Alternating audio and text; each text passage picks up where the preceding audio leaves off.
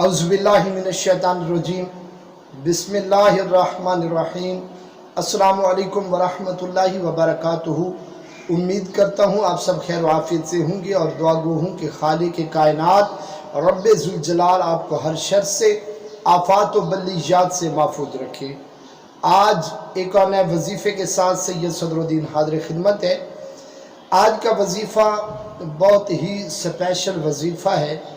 आपने अक्सर देखा होगा या सुना होगा कि घरों के अंदर से कीमती चीज़ें गुम हो जाना, पैसे, सोना, ज़ेवरात वग़ैरह, ऐसी कीमती अशिया पड़ी पड़ी अचानक से गुम हो गई, गायब हो गई। आज का वजीफ़ा उन गुमशुदा होने वाली चीज़ों के बारे में सुराग लगाने का ये बहुत ही प्यारा नायाब वजीफ़ा है। अक्सर घरों में जिन्नात का बसेरा होता है। वो जिन्नात घर वालों को अक्सर परेशान करते रहते हैं, शरारत करते रहते हैं ताकि ये घर वाले जो है वो थोड़ा परेशान हो जाए। फिर वो शरारत करने के बाद जो है वो चीज़ें लौटा भी देते हैं, अक्सर लौटा भी देते हैं। या घरों में छोटे बच्चे जो नासमझ होते हैं वो अपने ही घर से कीमती चीज़ें उठाकर बेच देंगे या अपने पास रख लेंगे। तो ऐसी चीज़ों का सुराग लगाने के लिए बहुत ही नायाब वजीफ़ा है।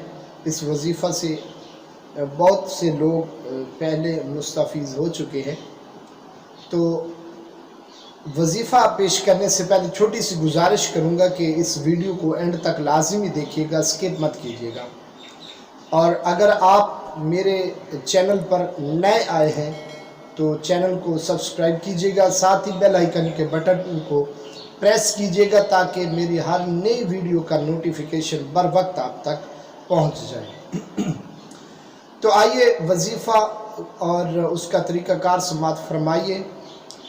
सबसे पहले आपने करना ये है कि सूरह यासीन शरीफ के एक छोटी सी आयत है, बिस्मिल्लाहिर्रहमानिर्रहीम सलामुन कौलम मिर रब्बिर रहीम। इसको आपने 41 मरतबा पढ़ना है। इसके साथ साथ सूरह इखलास यानी कुल शरीफ, बिस्मिल्लाहिर्रहमानिर्रहीम कुल हुवल्लाहु अहद अल्लाहुस समद लम यलिद वलम यूलद वलम यकुल लहू कुफुवन अहद। इसके साथ इसमें या अलीम, इसको भी 41 मरतबा आपने पढ़ना है। अव्वल व आखिर 11 बार दुरूद शरीफ। दुरूद शरीफ जो आपको आसानी के साथ याद हो वो पढ़ लें। पढ़ने के बाद आपने दुआ मांगनी है कि बारी ताला आपको या वो चोर का राज फाश कर दे जिसने ये चीज़ चुराई है घर से, या अगर कोई ऐसी जिन्नात या ऐसी मखलूक जिसने ये शरारत की है वो फौरी वापस रख दे। वजीफ़े का जो दुरानिया है